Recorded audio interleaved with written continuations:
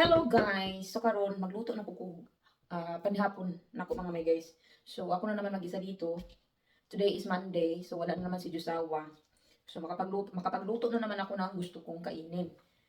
So ngayon magluluto ako ng seafoods. So ngayon magluluto ako ng sugpo ba tawag nito mga may guys? Sugpo man siguro kasi mga malalaki. Ayan. Ito ang lutuin ko at ito yung hapunan ko ngayon mga may guys. So, ang gagawin ko nito is garlic shrimp. So, nilinisan ko itong mga may guys ngayon kasi nakita ko sa YouTube kung paano linisan yung shrimp. Kukunin daw yung ano ba yun? Yung parang itim. So, alam nyo ba mga may guys na isa din to sa pinaka-paborito kong pagkain sa Pilipinas. So, paborito ko talaga mga may guys is seafoods. Favorite ko talaga yung seafoods mga may guys like pusit, isda, shrimp, mga ganitong ulam. Paborito ko yan mga may guys. Kaso sa Pilipinas, hindi ako nagaluto nito sa Pilipinas. First time ko magluto nito dito.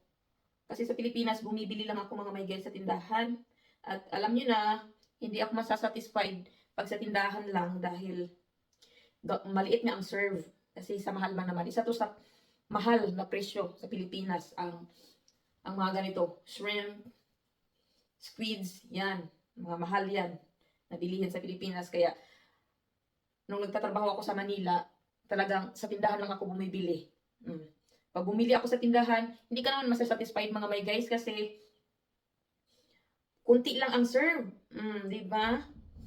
Kaya, hindi ako bumibili doon sa mga store na mga kinilo. Hindi ako bumibili kasi mahal.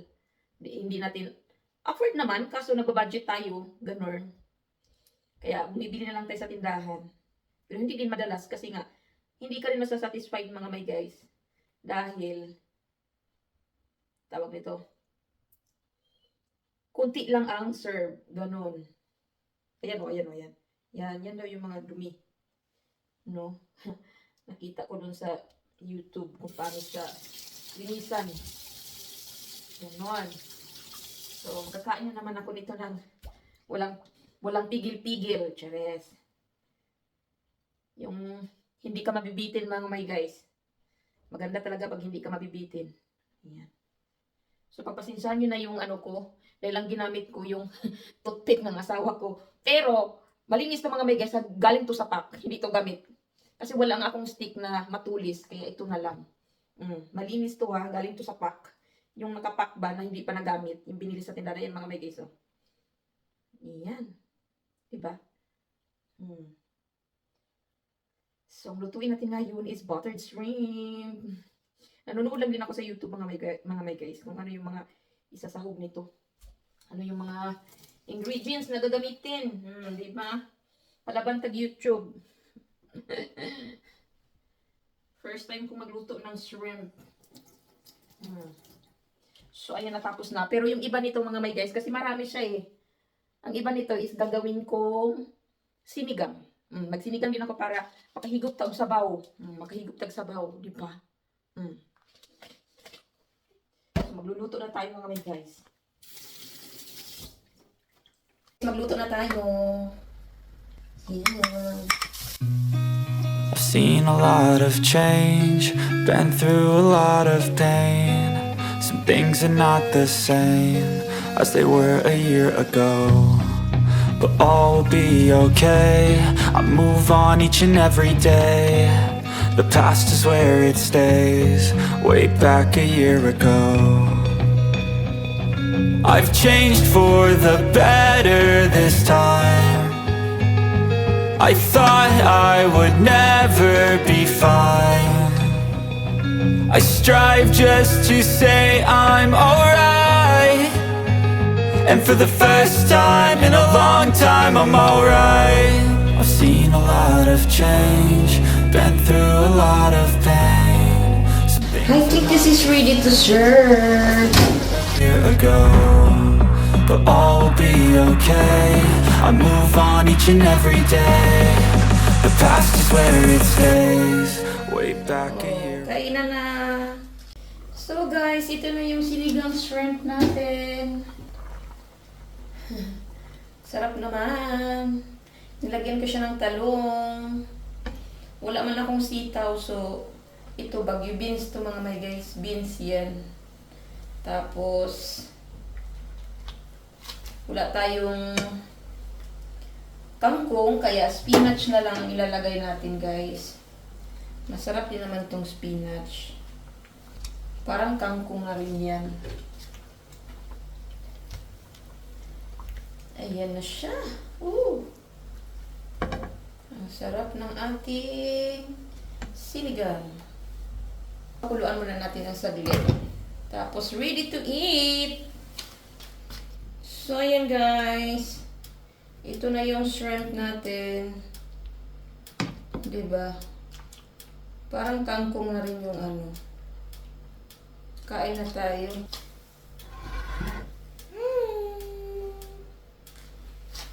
Hello guys! Mga unatan ninyo. Char. So, tapos na akong magluto mga may guys. So, ito na yung naluto ko. Ayan! Shrimp! Buttered shrimp. Garlic buttered shrimp. Basta yun na yun. Tapos, nagluto din ako ng sinigang na shrimp. Para may sabaw tayo. So, mga untan ninyo mga may guys. So, ngayon, hindi na tayo mabibitin sa shrimp. Kasi sa Pilipinas mga may guys, bitin pag kumain ka ng shrimp. Kasi nga, doon, pag bumili ka sa mga tindahan, sobrang kunti ng serve. 3 piraso, 2 at 4 na piraso, mga ganun. Kasi mahal nga ito mga may guys. Ngayon, kaya na natin bumili ng maramihan. Kaya, lubos-lubosin na natin. Charas. Actually mga may guys, tsaka lang talaga ako makapagluto ng mga gusto ko pag wala dito asawa ko. No? Lalo na yung mga tuyo, kasi ayaw nila ng amoy. Pag seafoods naman, ayaw din niya ng ganito, shrimp. Gusto niya shrimp yung maliliit na nakabalat na ba. Yun yung gusto niya. Yun yung lagi kong niluluto sa kanya.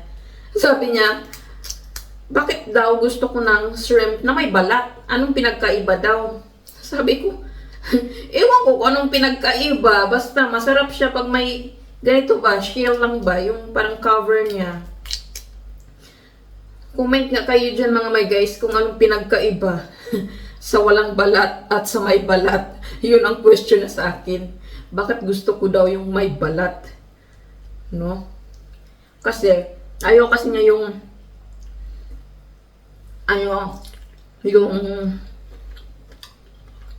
kuti pa ba? Yung hassle pa kayo. Gusto niya diretso lunok. Diretso kain.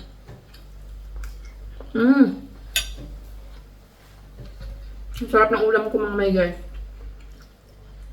Sinigang na shrimp at buttered shrimp. Garlic shrimp or buttered shrimp. Sarap.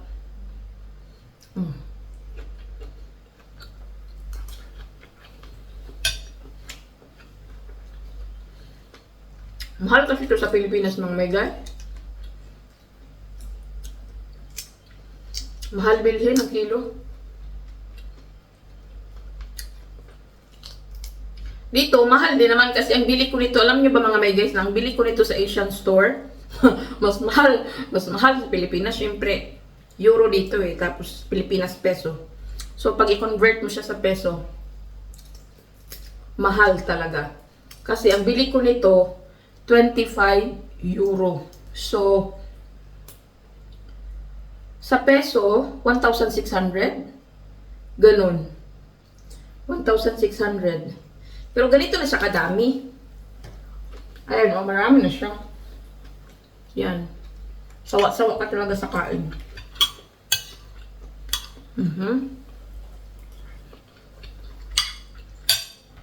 Ang sarap. Nga unta guys, bahala nagmanambok. Hindi ko alam. Ayoko ng mangako mga may guys na mag-diet. Gawin ko na lang. Kasi lagi ako nangangako. Lagi namang napapako. But I will do my best. Kasi nga malapit na uwi namin sa Pilipinas.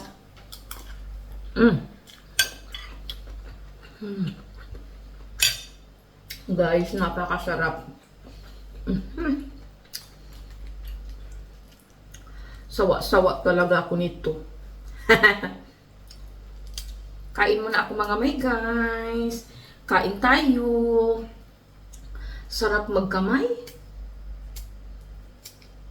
No? Buti na lang mga may guys. Ewan ko, pero pag sa mga Asian store kasi ang may-ari nito, Thailander or Japanese? Hindi ko alam. Parang, basta Asian store siya. Pero hindi ko alam kung Japanese, Thailander. Kasi itong mga ganito, galing pa to sa kanilang bansa. So, hindi natin alam kung ilang taon lang naka-freezer. But actually, ngayon, nga niluto ko siya, wala namang pinagkaiba. Masarap pa rin.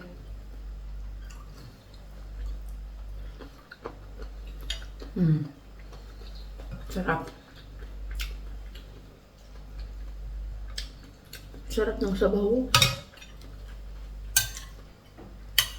Kain tayo guys.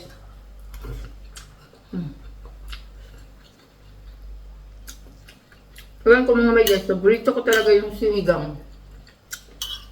Sinigang na baboy. Paborito ko mga may guys. Kain tayo. Kain tayo mga may guys. Nilinisan ko to mga may guys, puti kaayo. Kasi tinatanggal yung parang itim dito oh, sa likod niya. Kasi dumi daw yun ng shrimp. Ganar.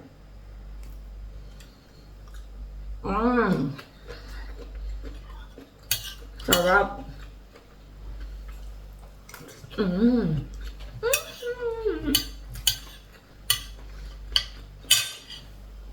So guys, babay lang muna. Kakain muna ako. Bye mga may guys. Thank you for watching. See you next vlog. Bye.